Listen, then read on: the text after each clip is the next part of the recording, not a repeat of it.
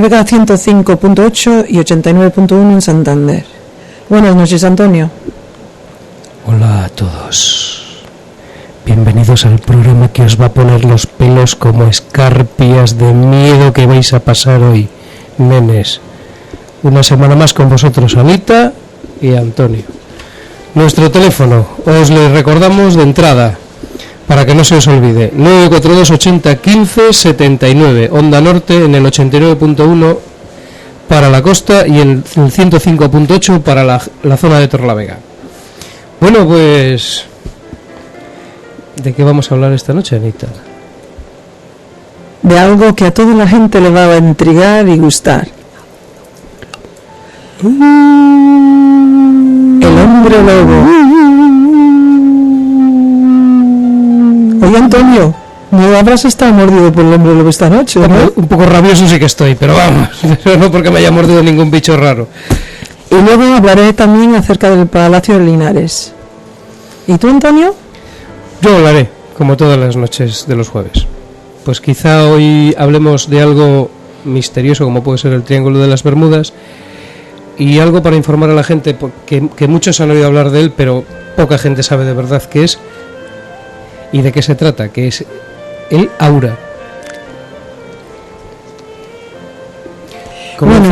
¿Comienzas tú a contarnos lo del hombre lobo? Lo del hombre lobo, ya que me preguntaba si había sido mordido por alguien así. Sí, algunas veces pareces un poco hombre lobo tú también. ¿Será por el pelo del pecho? A ver, pues en 1846 se declaró en España el primer caso del hombre lobo. ¿Lo sabías, Antonio? Pues no, la verdad es que no lo sabía. Pero hay una enfermedad que se llama la licantropía, que es precisamente la que afecta o de la que achacan a los hombres lobo. Efectivamente, y de eso se trata. Este señor era Manuel Blanco Romasanta, conocido como el Tendero.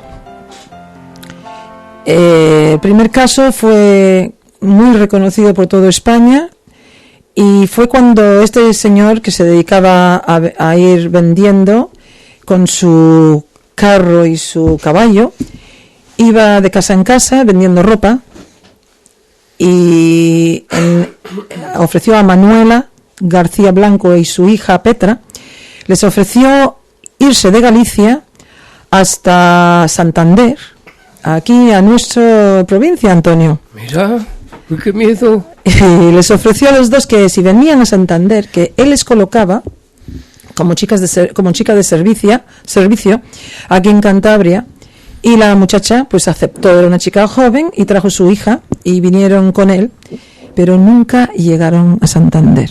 No me digas que se perdieron, claro, en aquellas carreteras que había entonces es lógico, y encima no había como ahora la guía Michelin y... Sí, simpático, pero es que encontraron un hombre lobo así como tú en su carro y su yegua, que era justamente Manuel Blanco Romasanta.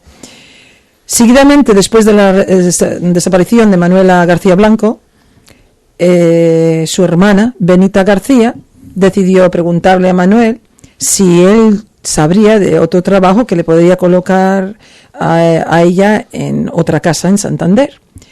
Y, ni corto ni perezoso, el Tendero le vuelve a decir a Benita, su hermana, que la hermana de Manuela, que sí, el encantado le llevaba en su carro y le traería a Santander, y entre a Santander y en Asturias, en el recorrido que él tenía, que la colocaría también.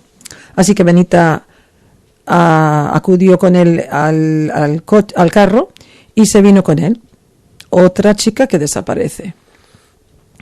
Y como esto, Josefa, tercera hermana, todas hermanas, una de la otra, Josefa con su hijo José, también le dice a Manuel que ella, ahora también, ya viendo que sus hermanas no habían vuelto, dice, bueno, pues ella le interesa ahora también colocarse. Fíjate tú, ahí con un niño también pequeño y otra muchacha que se le pica el venir a Santander a trabajar o donde pudiese. Entonces Manuel de nuevo le brinda a Josefa y su hijo traerles y colocarles entre Santander y Asturias. Y otra vez Josefa y su hijo montan en el carro y desaparecen. Y no eran un ovni, ¿eh, Antonio? Esto era ahora algo más serio. Ahora, ¿qué pasa? Después de unos meses, Antonio Rúa y sus hijas Peregrina y María deciden que, oye, no han recibido ninguna notificación de las hijas de Antonio Rúa, y decide que las hermanas también de ellas, que son Peregrina y María, ya no quedan más. Deciden que ellas también quieren no colocarse, sino quieren saber dónde están sus hermanas y quieren verlas, porque ya hace meses que no sabían nada. Y entonces, pues ni corto ni perezoso otra vez, de nuevo Manuel les brinda a tanto a Antonio Rúa como a las dos hijas venirse hasta con él de viaje a Santander y a Asturias, y de nuevo desaparecen Antonio Rúa y Peregrina y María. Todas las tres. ¿Qué me dices? Toda la familia, las 4 hijas, Manuela, Benita, Josefa, Peregrina y María, más, son 5, más luego la hija de Manuela, Petra, y el hijo de Josefa, que era José, todos desaparecen. Nadie se da cuenta hasta que de repente pasa una cosa muy extraña. La familia se encuentra a tía Ángela. Y Ángela llevaba prendas puestas que eran justamente de la primera víctima, Manuela García Blanco. Y los amigos de alrededor que conocían a toda esta familia reconocen la ropa, todas las prendas, y que tía Ángela le había comprado justamente al tendero. Un poco tonto por parte de Manuel, ¿no crees tú? Hombre, de lo que me estás contando me suena a esas historias de los viejos asesinos en serie que vemos en las películas americanas. Pues me suena exactamente a lo mismo. Bueno, pues no solamente tía Ángela, sino que además más personas en el pueblo empiezan a aparecer. No solamente prendas de Manuela, sino de Benita, de Josefa, de Antonio, de Peregrina. Todas las prendas que él había recogido de sus víctimas, y tenía el coraje de meterlos en su carro y llevarlos a venderlos. Vamos, o sea, el tío tenía que estar colgado totalmente. No. Pero se montó una boutique por morro, ¿no? Sí. Bueno, la cosa es que él, como ve que ya se está calentando el ambientillo y ya pueden empezar a sospechar un poco, deciden que van a empezar a buscar dónde está el tendero. Manuel, que se da cuenta de la situación, desaparece. Y desaparece durante 15 años. Te fíjate tú, y nadie se entera dónde ha ido. Antonio, ¿te das cuenta? Una persona ha matado una serie de personas, desaparece, y nadie se da cuenta para dónde ha desaparecido. Pero en los 15 años más tarde, en Escalona, Toledo, van unos jornaleros gallegos, de donde venía toda esta familia, y fueron a trabajar a la siega. Y 3 vecinos del pueblo ven a Manuel Blanco Romasanta pasar tranquilamente por delante de ellos, y al verlo, Manuel no se da cuenta. Ellos van y lo declaran a la Guardia Civil, el incidente, quién es Manuel, lo prenden a la primera. Y Manuel en el juicio se declara culpable, a pesar de todo. Y él mismo dice que ha asesinado, cuartizado y devorado a todas las víctimas. No solamente los asesinado y descuartizado, sino los devora.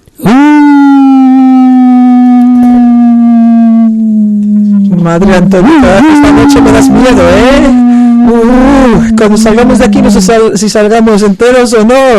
Madre mía, si no aparezco en el programa la semana que viene, ya sabemos todos, que ha sido Antonio.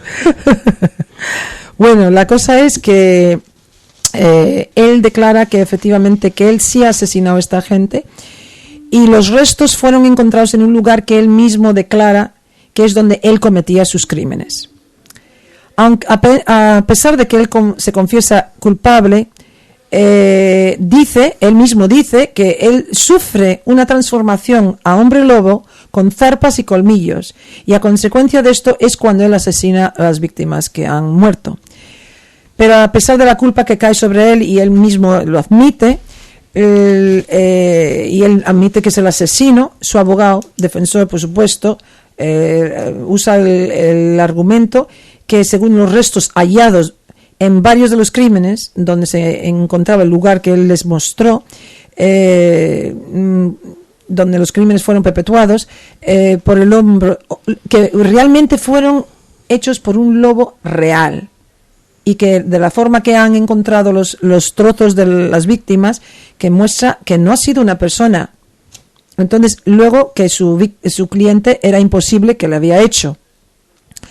Pero Manuel seguía diciendo que él sí lo había hecho cuando se convertía en lobo, y que realmente criaba sus zarpas y colmillos de lobo. Bueno, la cosa es, lo curioso de todo es que la leyenda perdura hasta hoy en día, Antonio. ¿Qué opinas tú de esto? Pues hombre, que el hombre debió estar un poco zumbadillo. Zumbadillo, pero mira, un extenso sumario se conserva en el Archivo Histórico del Reino de Galicia, más de 2.000 folios de manuscritos. Y el caso está designado como la causa contra el hombre lobo Manuel Blanco Romasanta. Y la Guardia Civil que le detuvieron a Romasanta nunca pudieron saber si verdaderamente se convertía en hombre lobo para cometer sus asesinatos, pero que realmente después de estar en la cárcel pues nunca le volvieron a ver, nunca le habían visto como lobo. Simplemente eran los trozos de cuerpos de las víctimas que sí aparecieron con rasgos de como si habían estado descuartizados y comidos por un lobo real. O sea que, Antonio, esta noche yo pienso que tú puedes ir en coche para casa, me voy yo caminando. No me fío mucho de ti, no vaya a ser que haya una transformación. Bueno, no te preocupes, que los taxistas están encantados de trabajar por la noche. A pesar de que esto solo fue un caso, Antonio, ¿sabes que ha habido muchísimos casos de hombres lobos por el mundo entero que se han considerado que realmente hay una transformación que, bueno, yo realmente no estoy muy de acuerdo con ello, pero en África también se llama el hombre leopardo? O sea que existe en muchas partes del mundo creencias en que existe hombres que realmente se transforman en un tipo de hombre lobo. Y bueno, pues oye, si empezamos a mirarlo, también hay cosas extrañas como el Yeti y todo esto, y algunas veces la gente puede equivocar uno con el otro y todo viene a tener una... Bueno, del Yeti ya hablaremos en otro programa. De cualquier manera, pienso mantenerte de distancia esta noche, Antonio. Tengo un poco miedo. Por si las moscas. Sí, esos aullidos que has pegado primero me han dejado la sangre un poco fría. A ver, queremos decirle al público otra vez, si quieren ponerse en contacto con el programa para contarnos si han visto algún hombre lobo esta noche o algún incidente ufológico de avistamientos ovni, o tienen algún problema en casa con alguna casa encantada, o ruidos extraños que le pueden pasar después de la muerte de alguna persona, le rogamos que llamen al teléfono 942 80 15 79 cuando la realidad duerme. En Onda Norte, Santander 89.1 y Torrelavega 105.8. Antonio, ¿qué nos cuentas tú esta noche? Pues te iba a hablar de Laura. Sí, os quería contar a todos más o menos qué es el Laura, ¿no? Y bueno, pues hay mucha gente que ha oído hablar de ella y que, en primer lugar, quiero que sepan que Laura se ve, o hay gente que está capacitada para verla. Como yo, ¿no? Quizá. A tú ya te lo he visto algunas veces, pero me asusta cuando la veo. Sí, tiene colorines. Sí, será por lo del hombre lobo. Pero vamos a comenzar diciendo que Laura es un campo de energía que rodea a todos los seres vivos. ¿Ve? Y que cada color, porque el aura posee colores, presenta un diferente aspecto de la persona o de las cosas, ¿no? Y es muy interesante poder leer el aura porque te puede incluso ayudar a determinar ciertas enfermedades o ciertos tipos de carencias. e incluso para saber el estado de ánimo de la gente o de la persona. La verdad es que pero utilizando la máquina Kirlian para esto. No. Se puede mediante una serie de ejercicios aprender a ver el aura. Ver esa energía que nos rodea, ¿no? La verdad es que todo tiene un aura. Y nosotros hemos sido entrenados para no verla.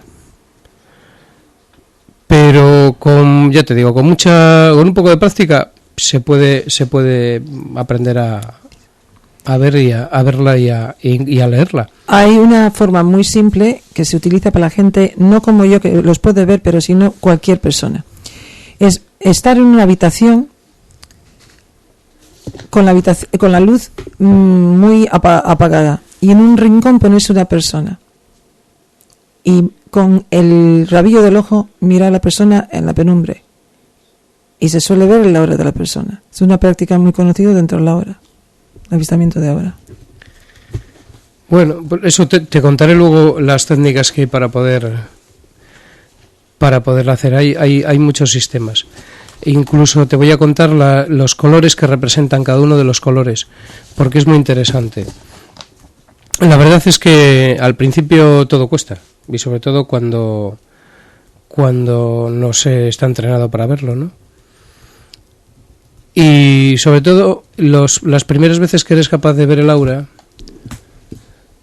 pues no se suelen ver colores, se suelen ver pues amarillos, blancos, o sea, nada muy concreto. La verdad es que cuanto más tiempo va transcurriendo y cuanto más práctica llevas, pues vas viendo los colores cada vez más brillantes y las diferentes tonalidades. Pero vamos, aquí ya sabes que todo consiste en un poco de paciencia, porque toda la vida lo requiere, ¿no? Lo primero, mira, otro ejercicio, tú hablabas ahora de estar en una habitación, mirar por el rabillo del ojo, tal. Hay otro ejercicio que es muy sencillo, ¿no? Tienes que estar en un sitio donde no haya ningún tipo de luces ásperas.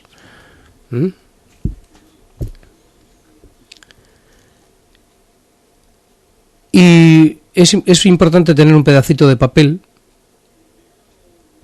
de color blanco y sobre él se pone, por ejemplo, una mano. Entonces lo que tienes que hacer es irte relajando y no mirar hacia la forma de la mano que se trasluce a través del papel, sino mirar hacia la punta de los dedos y concentrarse. Después, de pasado un tiempo, si eres capaz de llegar a ese punto de concentración necesario, comenzarás a ver una niebla alrededor de la punta de los dedos. Quizá al principio no veas ningún color, o veas algo, pues eso, lo que te he comentado antes, algo pálido, un amarillo, pero ya con la práctica, lo que te decía antes, con la práctica acabarás viendo el aura en su pleno esplendor, ¿no?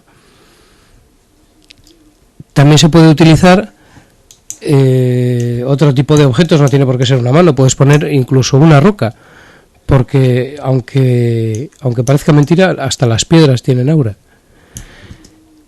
Después te puedo decir del aura que dependiendo de su color significa una cosa o significa otra diferente, ¿no? Por ejemplo, el rojo es el color de la fuerza, de la pasión poderosa.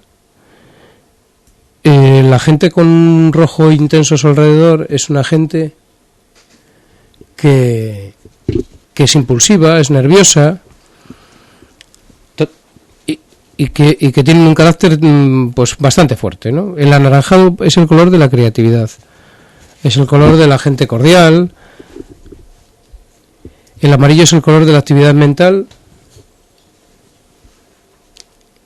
Y el de la sabiduría. Un amarillo con dorado pues quiere decir que la persona puede ser tímida. El verde es el color de la simpatía y de la calma. Y la gente que tiene colores verdes es gente que es capaz de sanar y de curar. Y la gente que posee un verde oscuro alrededor, pues es gente que incluso puede notar celos o algún tipo de inseguridad. El azul, por ejemplo, es el color de la calma y del silencio. Es muy bueno dentro del aura, pero el mejor de todos es el azul oscuro. El violeta es el color de la gente que es hábil, de la gente que espera algo en la vida. Y si es un violeta muy oscuro, pues representa que la persona puede tener algún tipo de obstáculo y sus sentimientos pues pueden ser malinterpretados. El negro es el color de la protección. El rosa es el color del amor. El blanco es el color en el que se ve básicamente el aura, que refleja la pureza. Y así, bueno, pues hay un montón de colores que podríamos ir enumerando. ¿Quieres hablarnos de otra cosa, Anita? ¿Por qué no nos terminas la historia de la semana pasada? Pues porque vamos primero a hablar de otras cosas. La historia pensaba dejarla para el final. Ah, bueno, vale. Pues yo voy a hablar del Palacio de Linares, en Madrid. En mayo de 1990 yo creo que todo el mundo se recuerda que hubo extraños fenómenos paranormales, espíritus, fantasmas, pero más que nada porque un guardia nocturno que se llamaba Javier vio atravesar en la pared una sombra extraña y se asustó tantísimo que ni corto ni perezoso disparó con su pistola una bala que dejó huella de un espeluznante día a este guardia, que le impresionó tantísimo en el palacio que empezó a contárselo a sus compañeros, y de esto salió todo a la luz. Pero allí comenzó todo con que primero se fue a la televisión a enterar qué había pasado en el Palacio de Linares, en Madrid. Y luego seguido la prensa, la radio, como siempre es en estos casos lo que sucede con todos los medios de comunicación. Por esta vez en Madrid la Plaza de los Cibeles fue el centro de atención durante muchos meses, y hasta hoy en día se considera que el Palacio de Linares está encantado. El fenómeno extraño llegó a ser innegable por tantos ruidos extraños que se oyeron, y además de las fotos que fueron sacadas por muchas personas interesadas en estos temas que se dedicaron a investigarlo. Los perros es una de las cosas que más me llamó la atención, porque estamos acostumbrados a notar las rarezas en los perros, en concreto en muchas de las casas que hemos investigado Antonio y yo. ¿No es verdad, Antonio? Uh-huh. Que los animales, tanto perros como gatos, tienen unas reacciones innegables que nos muestran que hay algo. Incluso cuando nos han venido personas a preguntarnos acerca de algún caso que han tenido ahí en sus casas, como el último caso que hemos tenido de Toranzo el año pasado, Antonio, ¿te recuerdas? Cuando la pareja nos vino a ver, y era exactamente, venían a decirnos que ya habían tenido muchos incidentes que me habían hablado, y en este caso me hablaron de que su perro pues se quedaba mirando para una esquina de una habitación y ladraba y se quedaba inquieto. Y efectivamente, cuando empezamos a investigarlo Antonio y yo, pues justamente había ahí unos fantasmas muy interesantes en la casa, que nos vino contando una historia bastante larga, que más adelante en otro programa hablaremos de ello. No obstante, volviendo al Palacio de Linares, aquí los perros también no querían estar y se negaban por completo a acercarse a ciertas estancias del palacio. Entonces, en este tiempo fue investigado por varios conocidos investigadores de lo paranormal, parapsicólogos como empezó todo a comienzos con la doctora Carmen Sánchez del Castro, que era psiquiatra y psicoanalista. Ella había venido al palacio para hacer un reportaje acerca de otras cosas que ahora mencionaré, y propuso al conocido jesuita parapsicólogo José María Pilón. Ya sabemos que José María Pilón es un jesuita, pero muy entendido en esta materia, y realizaron unas investigaciones de carácter paranormal. La doctora Sánchez aseguraba haber presenciado fenómenos paranormales mientras ella se estaba documentando para un libro que pensaba escribir sobre la historia y arquitectura de la majestuosa construcción del Palacio de Linares, y así consta en el documento que presentó ella al ayuntamiento. seguido a la visita de la doctora y a Pilón, fueron el difunto Jiménez del Oso, Germán de Argumosa y Miguel Blanco. Visitaron todos el palacio y obtuvieron muchísimas fotografías, psicofonías y vídeos que intrigaron a todos, y durante muchos meses, y hasta hoy en día, se considera que el Palacio de Linares está exactamente con una historia bastante intrigante y muy buena.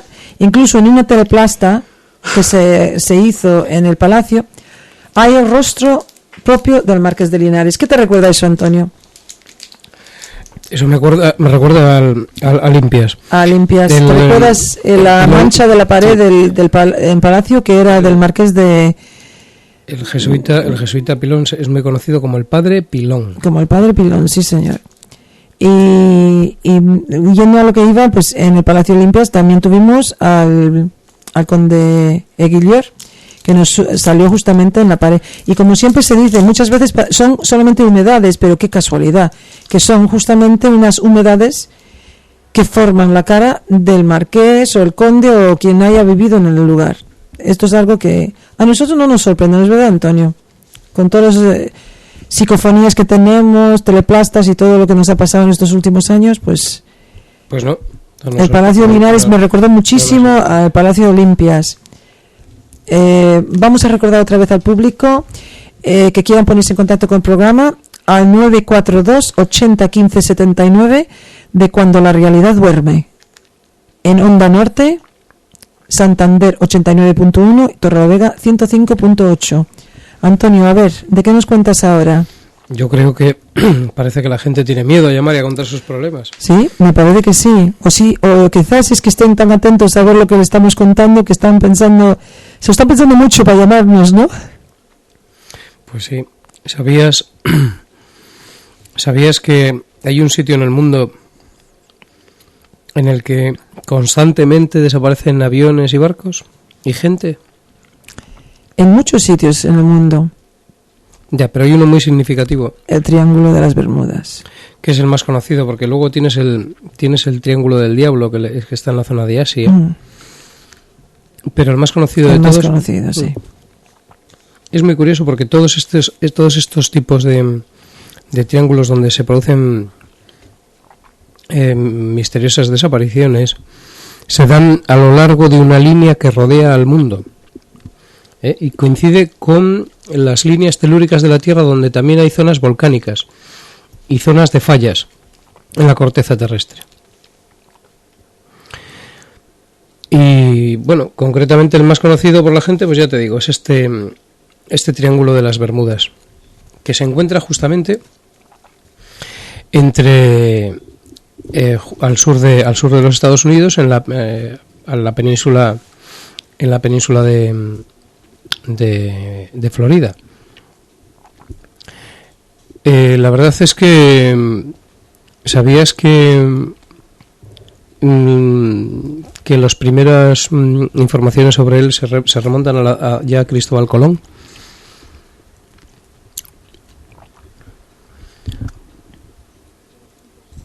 Pues la verdad es que este triángulo es un triángulo legendario, ¿no? Y que le forma una línea recta entre las Islas Bermudas, Puerto Rico y Fort Lauderdale. Y a lo largo de los años, pues se han ido produciendo informes de desapariciones de personas, barcos, de todo tipo de objetos en esta zona, ¿no? Y claro, en la época de Cristóbal Colón, pues los medios de comunicación no eran tan rápidos como los actuales, pero a medida que transcurren los años y que no sé, nos informan con más rigor y con más rapidez de todo este tipo de problemas que ocurren aquí. Empezaron a llamarle el Triángulo también del Diablo, ¿no? Aunque ya te he comentado que hay otro Triángulo del Diablo en otra parte del mundo, que es en Asia.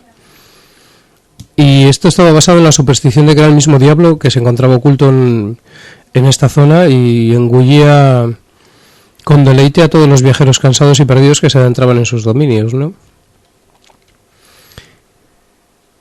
Creo que vamos a cortar un momento porque tenemos una llamada.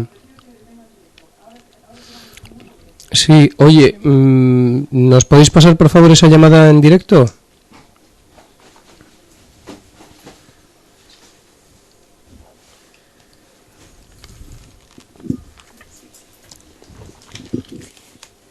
A ver, perdona, vamos a interrumpir que tenemos una llamada de teléfono de una chica. A ver, buenas noches. Hola. Hola, buenas noches. Buenas noches. ¿Cómo estás? Bien, soy YM, mis iniciales son YM. Entonces, bueno, yo era sobre el tema del tanatorio de Ceuta. Sí, el tanatorio de Ceuta. Sí, que hace 2 semanas habéis hablado de él. Sí. Y bueno, ya a mí me pasó un caso en menor medida, pero bueno, yo oímos algo, vamos. Fue en el 98, es que perdonadme que estoy un poco nerviosa. No te preocupes. En el 98 pues se murió mi abuela, que fue en el mismo día de Navidad, el 25 de diciembre.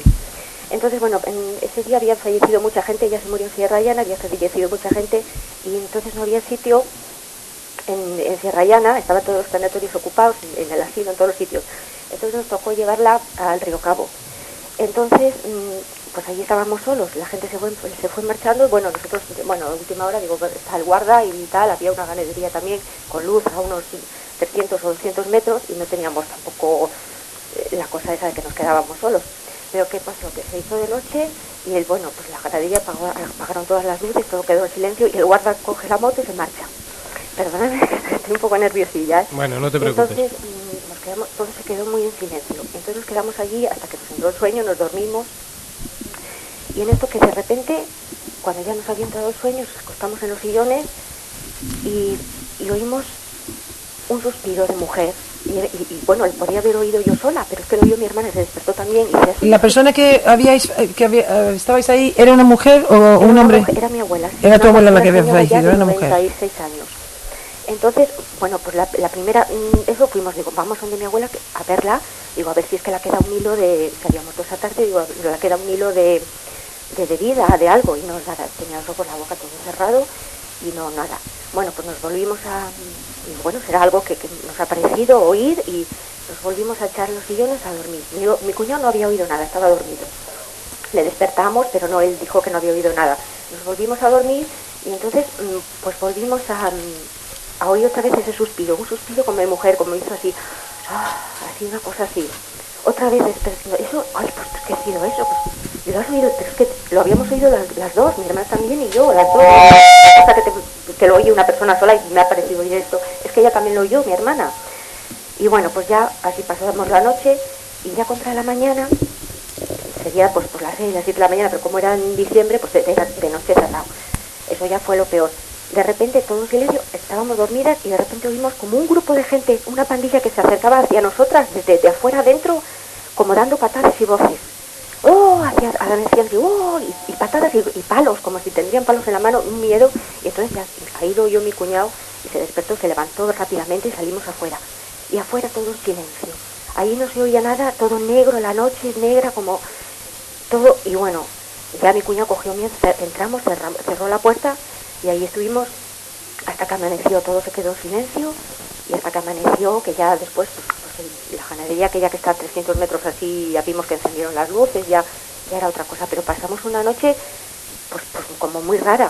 Y el caso es que nos ha pasado también con mi otra abuela y no hemos oído nada, que también nos hemos quedado los mismos allí en este otro de Villascusa, en Puente San Miguel, creo que se llama, este otro tanatorio. Pues y nos hemos quedado los tres y con mi abuela solos y con la otra abuela y con otro señor que también muerto al lado, que no se quedó su familia, y no oímos nada. En ese otro tanatorio las mismas personas y no oímos absolutamente nada, pero allí en Río Cabo eso fue lo que nos pasó, que oímos a esas tres cosas. Y eso era todo lo que quería contar. Perdonadme porque he estado muy nerviosa, no pasa pero es que nada. realmente yo lo he vivido y entonces por eso quería contároslo, porque lo comentasteis hace un par de semanas. Sí. Y quería contároslo. Y eso es. Bueno, pues es muy interesante y te agradezco haber llamado. Este caso ya, bueno, he oído más casos parecidos. De hecho, tenemos una casa encantada que estuvimos atendiendo hace unos 15 años atrás, en las afueras de Santander, que justamente había sido un sitio donde había fallecido mucha gente. Entonces, claro, tú estás hablando de un tanatorio. ¿Y qué tenemos allí? Pues justamente, ¿qué tenemos ahí, Antonio? Reunión de fantasmas. Reunión de cadáveres. Sí, justo. Oye, escúchame una cosa, ¿y nadie te ha comentado si allí había sucedido eso en alguna otra ocasión? No, o... porque eso nunca oímos nada, por eso nos quedamos allí tan tranquilas, porque a mi abuela no la íbamos a dejar sola, y digo, pues nos quedamos, sea como sea, aunque estaríamos solos, y nunca habíamos oído nada. Y sí, eso sí, lo comentamos a la familia, que habíamos oído aquellas cosas raras, pero nada más, nunca oímos nada. ¿En qué lugar exactamente era donde te pasó este incidente? En Río Cabo. En Río Cabo. En Río Cabo. ¿Pero qué hay? ¿Algún tanatorio allí? Sí, es el tanatorio que está al lado mismo del cementerio. Uh-huh. Sí, y estábamos allí solos esa noche, porque todos los demás estaban ocupados, había fallecido mucha gente. Ese día fue el 98, el mismo día de Navidad. Y entonces estaba todo, Sierra Llana todo lleno, el asilo, la quisimos llevar al asilo, todo estaba lleno de gente. Entonces, digo, pues el único sitio que teníamos era allí, y claro, no había nadie, estábamos solos. Mira, te voy a explicar una cosa. Cuando yo lo he comprobado, y recuérdate que yo soy vidente. Entonces yo he comprobado que yo he ido a muchos funerales y de hecho no me gusta ir a los funerales y voy, cumplo por ética, pero realmente ni me gustan los funerales ni me gustan los tanatorios, porque casi siempre tengo una visión mientras estoy allí. Es el sitio donde las personas, como acaban de fallecer, hay pocas horas que han fallecido, mantienen o sea, están arrimados a sus familiares, parecen que no se quieren separar, son las primeras horas, los primeros días, y entonces, claro, yo he notado que siempre noto las presencias y las veo cuando me esfuerzo y sin esforzarme muchas veces. Y la verdad que lo que me estás diciendo no me extraña en absoluto, y ya te digo que yo personalmente he vivido en personas que he conocido directamente, algunas veces he pasado muy malos momentos, porque en directo he tenido incluso mensajes que le he dejado saber a personas que estaban presentes en el funeral y me han dicho, pero ¿cómo sabías tú eso si son cosas personales nuestras? Y yo he dicho, es que me lo ha comunicado el muerto. Y la verdad es que es muy desagradable para los que, por mucho que digamos que somos videntes, realmente es desagradable para nosotras. Pero el caso tuyo no me sorprende porque justamente en el tanatorio es donde tenemos justamente la gente que están dentro de las horas que acaban de fallecer. Sí. Y es cuando la comunicación es mucho más posible que más adelante. Sí. Más o menos, ¿visteis qué hora era exactamente? Pues no, los primeros suspiros no, después cuando empezamos a coger el sueño y no tenemos ni idea, no miramos, no me acuerdo ya, no sé. Lo último sé que fue contra la mañana, que ya, pero todavía era de noche, no, porque pues salimos y bueno, estaba el cielo, estaba todo negro, y allí no, el caso es que fue una cosa muy de repente, de golpe, y de repente todo en silencio otra vez. Fue como un grupo de gente que se te acerca y que se te está acercando y con voces, como dando patadas y palos muy deprisa y de repente todo en silencio. Eso fue lo que esa sensación, eso fue contra la mañana, pero era todo de noche, ya os digo que... Eso que me estás contando es muy típico. Es bueno, la gente que estamos en este tipo de temas metidos pensamos que pueden ser otras almas que van en busca de, pues en este caso sería de tu abuela, ¿no? Eso decíamos nosotros, igual es la familia, porque ella siempre estaba diciendo que habían sido 14 hermanos y sus padres, y dice, pues algún día me reuniré con ellos, y siempre te piensas esas cosas, ¿no? Yo me recuerdo de una persona que entrevisté hace muchísimos años atrás, que me contó algo de que cuando se estaba falleciendo, la abuela estaba viendo a los pies de la cama un joven y luego otra persona mayor, y luego empezó a mencionar diferentes personas que todas habían fallecido. Esto fue horas antes de morirse. O sea, parece que en la habitación del hospital donde murió, pues estaba viendo los familiares ya difuntos justo antes de tomar el último suspiro. Bueno, eso me recuerda a mí el caso concreto de un familiar muy allegado a mí, que era mi suegro, que justo minutos antes de morir, el hombre, bueno, la historia más o menos es que tuvo una enfermedad larga de estas, muy penosa, fue un cáncer, y pues los últimos meses los pasó en la cama. El hombre casi no podía ni comer, casi ni beber, y pues se iba quedando como una velita el pobre, y cada vez se iba apagando más, ¿no? Y entonces, ya te digo, minutos antes de morir le dijo a mi mujer que hija, me voy a morir ahora mismo y no te preocupes que me acaban de venir a buscar. Y a los pocos minutos murió. Eso es muy típico, además. Es muy típico, muy típico. Y ya te digo, o sea, no te asustes porque, bueno, pues creo que has tenido una experiencia, pues... Muy bonita. Muy bonita y muy normal. Sí. Pero para alguien que lo desconoce como usted, pues claro, seguro que se ha llevado un susto. Sí, no, y la verdad es que cosas raras me han pasado en mi vida, porque cuando se murió mi abuelo, bueno, fue en noviembre, el día de Nochebuena que estábamos preparando toda la cena había hecho muy bueno hasta diciembre y hacía un viento sur, curiosamente, y teníamos la puerta de par en par y curiosamente el timbre de la casa empezó a sonar y decíamos, ahí parece que es el abuelo, que es la primera noche que cenamos todos como cenábamos siempre con él y sonaba y tocaba el timbre solo de la casa, o sea que a veces nos pasan cosas extrañas realmente.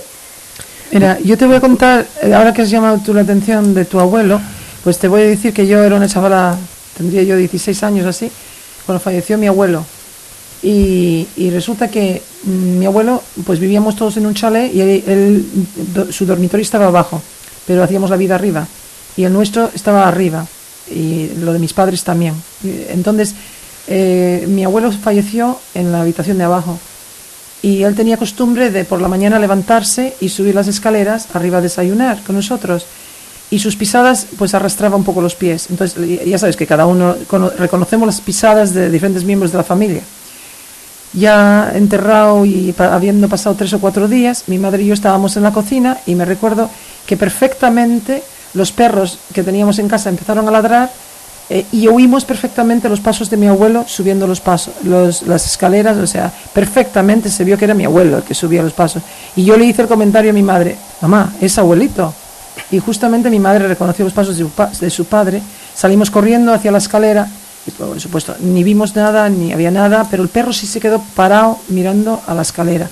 Y aquello fue, cuando lo vives en directo, pues nadie mejor que uno mismo, ¿no? Para reconocer lo que... Y yo te entiendo perfectamente. Ya, hombre, no cabe la menor duda de que cuando te pasa una cosa como esta, pues es lógico, te asustas un montón, porque no es normal en un tanatorio a las tantas de la mañana velando un muerto que de repente empieces a oír ruidos raros. Pues sí, sí, la verdad es que sí, no esperábamos eso, la verdad. Ya, pero mira, que no se te olvide una cosa, todo el mundo, y el que te diga lo contrario te está engañando. Todo el mundo ha tenido durante su vida algún tipo de experiencia paranormal. Todo el mundo. Creo que sí, que la gente tiene que siempre oír algo, sentir cosas extrañas. ¿Sabes lo que pasa? Que nosotros que tenemos un cerebro muy curioso y entonces existe en nuestro cerebro una cosa que se llama autoprotección. Y entonces ese sistema de autoprotección cerebral que tenemos lo que hace es automáticamente intentar borrar por todos los medios esa cosa que nos ha pasado que no encaja dentro de nuestro razonamiento lógico, sí. o intentarlo borrar de alguna forma. Sí, pero no se olvida, Ya, o intentar, ¿sabes lo que hace otra gente o otros cerebros? Lo que hacen intentar es dar una explicación plausible a eso que has oído, sí. O a eso que te ha ocurrido y que en ese momento no puedes explicarlo. ¿No? Entonces es un fenómeno, ya te digo, de autoprotección cerebral, pero realmente todo el mundo ha oído en alguna ocasión algún ruido raro o ha sentido algo fuera de lo normal o ha tenido algún tipo de experiencia muy directa con el mundo de lo paranormal. Sí, seguramente. Lo que pasa muchas veces es que la gente, menos mal que tú te has atrevido a llamar al programa, porque estamos deseando que nos llame la gente. Que si no me hubiera sentido identificada, pues, pero es que realmente digo, ay Dios mío, pero si es que yo Pero mucha gente tiene miedo a contarlo, ¿sabes? Sí, y cuando pues te lo cuentan siempre te lo cuentan con... yo que estaba nerviosísima, pues... Ahora ya no estás tan nerviosa, ¿no? Digo, no me va a salir ni la voz ni voy a saber ni explicarlo. Sí, ¿sabes lo que pasa? Que por desgracia este tipo de cosas que teníamos que considerarlas como algo normal, porque si presuponemos que tenemos un alma o un espíritu inmortal, pues sí. Nuestro espíritu inmortal tiene que hacer algo, no va a estar por ahí. Pues sí, yo pienso que tiene que haber algo más. Pues la gente cuando hablas de este tipo de cosas, o si pues te considera como un zumbao, o sea, este está zumbao. Sí, la verdad es que sí, ahí, bueno, pues hay gente para todo, pero pero la verdad es que sí, que hay cosas muy extrañas que no entendemos y que no llegamos a comprender, pero que existen, que están ahí. El problema es lo de siempre. Hay una frontera que se llama la muerte y que como nadie que la ha atravesado ha vuelto hacia atrás de nuevo para decirnos A por A y B por B exactamente lo que ocurre a ese otro lado, pues ese es el problema que nos pasa. Sí. Que todo lo que estamos haciendo son realmente conjeturas, pero no cabe la menor duda de que hay una serie de fenómenos extraños que sí suceden. Y bueno, pues a ti te ha tocado, no cabe la menor duda de vivir uno de ellos, claro. Pues sí. Pero es algo bonito, ¿no es verdad? Es algo diferente y bonito. Sí. Una vez que yo lo asimilas... Sí, es una experiencia más que tienes en la vida. Efectivamente. Algo, pues que te ha pasado y que sabes que está ahí, que existe, que ha pasado y ya está. Buen día. Bueno, pues eso era. Bueno, pues gracias por haber llamado. Bueno, pues gracias a vosotros. Estamos encantados de que nos hayas llamado. Vale, muchas gracias. Buenas noches. Bueno. Muy amable, gracias. Bueno, volvemos a repetir a los que están escuchando la radio. Onda Norte 89.1 en Santander, 105.8 en Torlavega. Bueno, Anita, yo estaría encantado de tener llamadas como estas, pero 20 todas las noches. Sí, pero bueno, al fin hemos roto ya... Hombre, lo que no cabe la menor duda es que mucha gente no tiene miedo a comunicar. Yeah. Es lo malo. Ya. No, lo que y pasa... algunas veces tienen miedo de que alguien les reconozca a través de la radio. Ese es el problema. Nosotros real. ya hemos quitado el miedo, ¿verdad, Antonio? Bueno, nosotros ya llevamos ya... Como decía Carlota, nosotros hemos salido del armario.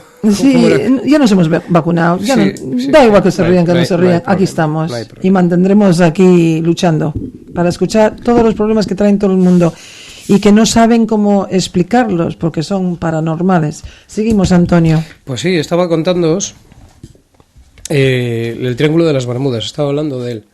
Así que lo voy a hacer de una forma rápida porque ya nos quedan 10 minutos de programa escasos y bueno, si tenemos otra llamadita, pues no voy a poderlo contar, encantaditos, y lo cuento otra noche. Que por otro lado, ya te digo, me encantaría que todos los jueves cuando realizamos el programa estuviésemos llenos de llamadas, porque me costaría mucho menos preparar el programa. Así que lo habíamos dejado, el tema del Triángulo de las Bermudas, en que realmente el punto oficial en el que nació el Triángulo de las Bermudas fue el 16 de septiembre de 1950, cuando la Asociación de Prensa Asociada envió a un reportero, a un tal Jones, para informar de las misteriosas desapariciones de naves y aviones en la costa de Florida y en las Islas Bermudas, ¿no? 2 años después de que este hombre hiciera unos artículos, apareció en la revista Destiny otro artículo de un tal George X. Sand, que informaba también de desapariciones de barcos en este triángulo que ya te he dicho que se forma entre Florida, las Bermudas y Puerto Rico. La verdad es que, al margen de que no existe ningún testimonio ni indicio sólido que anime a pensar sobre civilizaciones que ejerzan algo maléfico o extraterrestres que ejerzan algo en esta tal, se ha pensado que el Triángulo de las Bermudas pueden ser la zona de la antigua Atlántida, pues una zona donde los ovnis tienen bajo el mar una base. Hay mil teorías sobre en los encuentros de jefes de Estado de diferentes países que se unían en submarinos en ese punto, para tener conversaciones, cuando antiguamente estaba todavía el muro de Rusia, y decían que la cortina, y decían que había reuniones entre los jefes de Estado de Rusia y los presidentes americanos. Ya. Te han dicho de todo. Sí, la verdad es que cuántas cosas no sabemos sobre este tipo de... Y Charles Berlitz fue el primero para escribir acerca de... Sí, que por cierto yo a Charles Berlitz le conocí personalmente en Barcelona hace unos 7 años aproximadamente en unas reuniones de ufología y ovnis que hubo allí, en las cuales asistí. La verdad es que, como te había comentado, las primeras menciones al tema del Triángulo de las Bermudas se remontan a las expediciones de Cristóbal Colón. Tú fíjate, estamos hablando del año 1492 y ya se hablaba de cosas raras aquí, ¿no? ¿No sería por eso que colonizó los barcos? Para descubrir para descubrir el Triángulo de las Bermudas. Sí. La verdad es que mucha de la información sobre esos viajes que nos ha llegado pues viene de los diarios que redactaban, ¿no? En los cuales pues figuraba todos los acontecimientos que había acaecido durante el viaje. Las primeras dificultades que encontraron cuando llegaron al Triángulo de las Bermudas fue el famoso Mar de los Sargazos, que no dejaba de ser una faena porque los barcos, aquellos barquitos en los que iban, que eran barquitos de vela, pues al navegar sobre las algas, que son los sargazos son unas algas especiales que nacen desde el fondo marino y suben a la superficie, pues el barco se iba trabando literalmente en ellas y prácticamente no avanzaba, ¿no? La verdad es que era una zona, el Mar de los Sargazos, en el que desilusionaba a las tripulaciones porque se veían defraudadas ante la esperanza de encontrar tierra firme, porque cuando veían eso pensaban que ya estaban cerca, y la verdad es que todavía les quedaban unas cuantas millas marinas para poder llegar. Naturalmente todo esto lo tenías que unir a la climatología de la zona, que ya sabes que es una zona rica, sobre todo en huracanes. Hay ciertas épocas del año en las que aquello se convierte en una auténtica locura, ¿no? También resulta curioso que Colón, cuando pasó en los diferentes viajes que hizo a América, cuando pasó por la zona, informaba siempre de la caída de meteoros, y que él mismo los definía como pelotas luminosas que bajaban desde el cielo. Y también describió él mismo, el propio Cristóbal Colón, bailes de luces en el horizonte. Que él decía, ¿Te suena a ti eso, Antonio? Pues eso me suena a ovnis, pero vamos, al fenómeno ovni puro y duro. Pero bien guapo, ¿no? Pues sí, perdón. La verdad es que a lo largo de los años se han notificado más de 100 diferentes desapariciones dentro de este Triángulo de las Bermudas.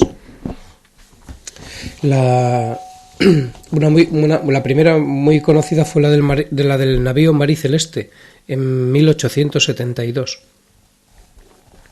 Y después, ya acercándonos más a la época moderna, en 1947, a 100 millas de la isla Bermuda, se perdió el contacto con un C-45 Super Ford del ejército americano. En el año 48, con un cuatrimotor Tudor 4 con 31 pasajeros a bordo. Parece que me están influyendo ahora a mí los extraterrestres en mi voz. Vienen directamente del Triángulo de Bermuda para atacarte, Antonio. Uy, lo logré. En el mismo año, en el año 48, un DC-3 fue perdido con 32 pasajeros a bordo y con toda su tripulación. En 1949, justo 365 días después, desapareció otro avión Tudor 4, también con varios pasajeros a bordo. En el año 50, el barco americano SS Sandra se perdió sin dejar ningún tipo de rastro. Secuestros extraterrestres. Sí. En el año 52, un avión de transporte inglés, el York, también desapareció con 33 pasajeros. Fíjate, hasta un navío de la Armada Americana, el Constellation, en el año 54, con 42 tripulantes a bordo. El día maravilloso, de repente el barco entra en una nube espesa, pierde todo tipo de comunicación de radio con el resto de barcos que se encontraban cerca, curiosamente, y desaparece. En ese mismo suceso, otro barco americano,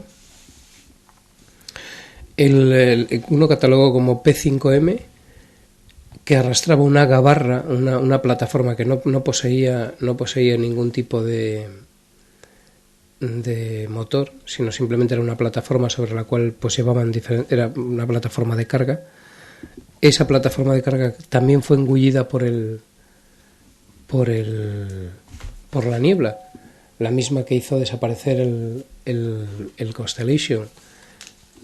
Y adivina lo que pasó, Anita. A ver, ¿qué pasó? Pues sí, de repente la amarra que lo unía con el barco se rompió y la gabarra desapareció dentro de la niebla.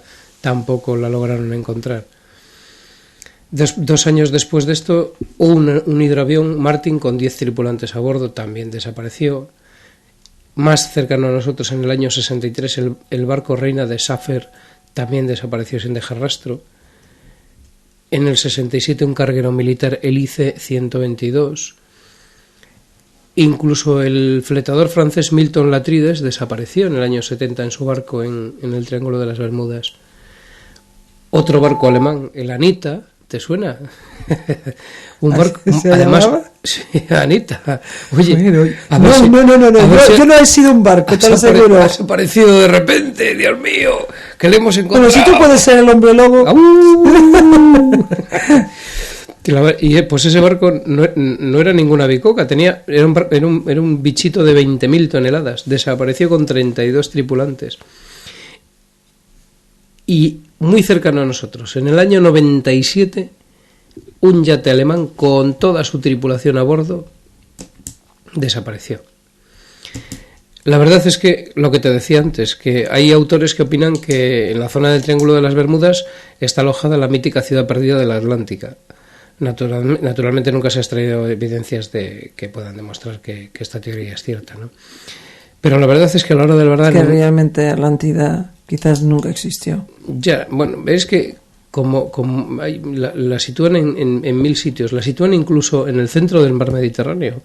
O sea, la sitúan en diferentes puntos del globo, al lado de las Canarias, en medio del Atlántico, al lado del Triángulo de las Bermudas. Pero más bien se trata todo de un mito. Pero como los mitos también tienen su Bueno, lo que pasa es que un mito entre comillas, porque ya los griegos hablaban de ella como algo que sí había existido. La verdad es que, a la hora de la verdad, lo que te decía, ninguna explicación es determinante, porque ni está corroborada por pruebas suficientes, imprescindibles, y si queremos llevar a cabo un análisis serio y científico de este misterio, pues la verdad es que no, toda teoría puede ser relativamente válida, ¿no? Ahora, la verdad es que sigue resultando escalofriante la coincidencia de estas desapariciones, porque que todas ocurran en una zona determinada del mundo, y además siempre sin dejar rastro, y además nunca se encuentra nada, porque, hombre, han aparecido cositas por ahí, pero realmente de todo lo que ha desaparecido dentro del Triángulo de las Bermudas, prácticamente no ha aparecido ni un 10% de esas desapariciones. Me acuerdo del vuelo 19 de los Avenger TBF, fueron 5 aviones americanos que en un vuelo de pruebas, allí por el año 45, también desaparecieron. La verdad es que la mitad del ejército americano salió a buscarles y desapareció casi medio ejército americano intentando localizar. ¿Sabes lo que se me está ocurriendo, Antonio? ¿Por qué no metemos toda la gente negativa del mundo entero dentro de un barco? Lo mandamos todo para el Triángulo de Bermuda. A ver si tenemos la suerte que desaparecen todos. Y que desaparezca. Y nos dejen los de la energía blanca aquí. Bueno, pues a ver si hay suerte y un día de estos lo logramos. Vamos a tener que cerrar ya el programa. Sí, vamos a Cuando la realidad duerme, hasta la semana que viene, señores y señoras, en Onda Norte. Y nos despedimos Antonio y Anita. Bueno. Buenas noches a todos. Pues buenas noches a todos. Ha sido un placer estar con vosotros. Gracias. Y gracias por la llamada de teléfono. Gracias a nuestra... A ver si alguien más se anima y para la semana que viene tenemos más llamadas. Eso, pero prepararos porque la semana que viene volveremos con más historias que os van a poner los pelos de punta. Buenas noches a todos.